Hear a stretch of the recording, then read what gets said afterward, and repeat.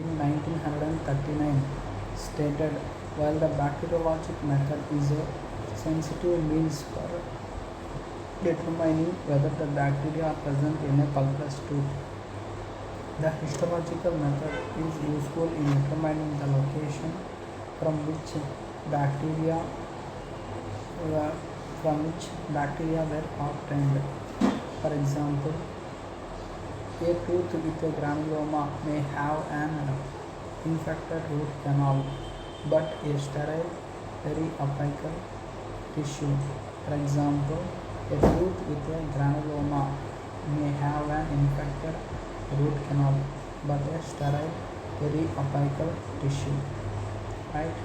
The presence of bacteria can easily be demonstrated in smears from the root canal of an untreated pulpless tooth.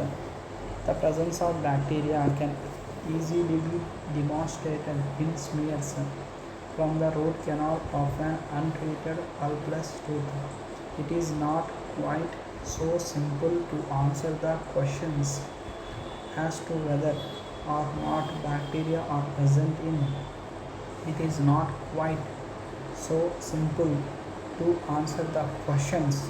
It is not quite so simple to answer the questions as to whether or not bacteria are present in granulomas and radicular cysts. For the findings vary with the bacteriological technique used. A few investigators have reported bacteria in all granulomas. A few investigators have reported bacteria in all granulomas. The majority of recent observers, however, agree that granulomas and cysts are found sterile in quite a large percentage of cases. With regard to the second question, what is that? Is the granuloma a pathosis or a protective reaction, that is, or a defensive reaction? The following answers were produced, especially by Scour. Scour stated the formation of a granuloma is indicative of a defensive reaction on the part of the periapical tissue.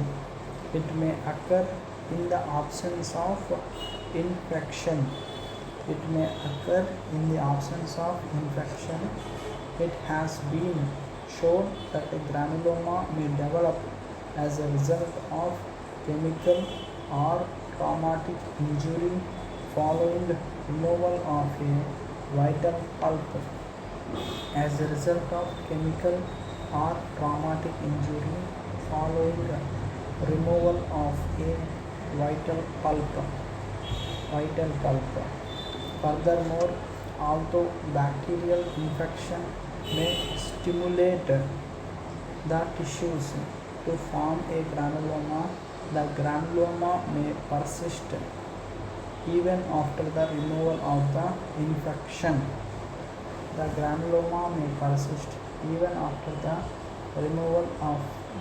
infection. Vital pulp therapy, pulp capping, pulpotomy, apexogenesis, and apexification.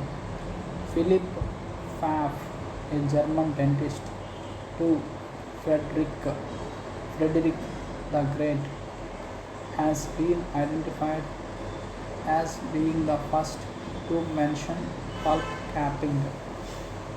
He tailored a piece of metal, gold or lead, to die figure Einer, Halben, Halse, Von, Einer, Erzi, Dieren, Unterster Thiel Ini Vertifang haben Sol, that is the shape of a pea pod, so that the lower surface should have a concavity. You can see in the figure 4.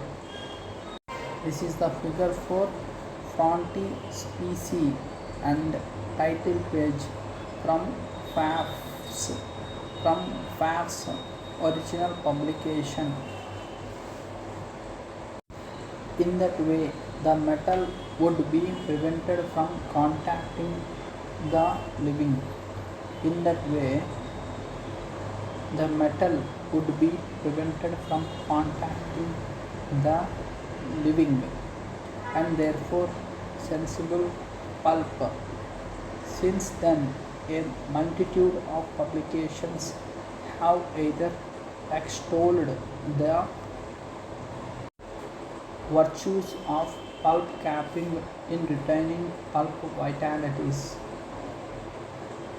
Virtues of pulp capping in retaining pulp vitality, or they have damned it as being unreliable in maintaining pulpal vitality, instead contributing to the development of significant pulp calcification and increasing the difficulty of a root canal procedure, or has outright killed the dental pulp or has outright killed the dental pulp.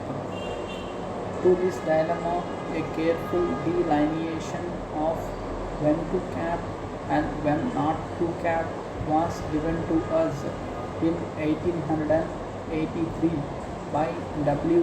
E. Harding of Shrewsbury, England, as he astutely differentiated between capping of an accidental exposure and a carious exposure.